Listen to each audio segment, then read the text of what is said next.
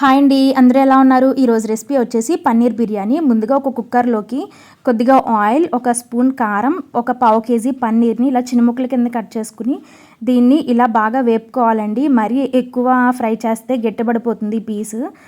ఇప్పుడు దీంట్లోకి ఒక 10 నుంచి 15 జీడిపప్పుల్ని వేసుకుని దాన్ని కూడా ఇలా ఫ్రై చేసుకున్నాను.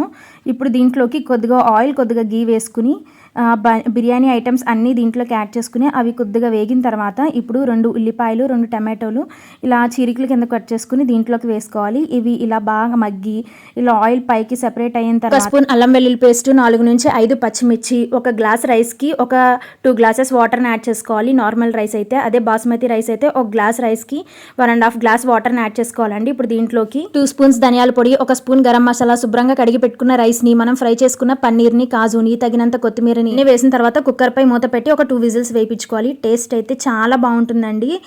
వీడియో నచ్చితే సబ్స్క్రైబ్.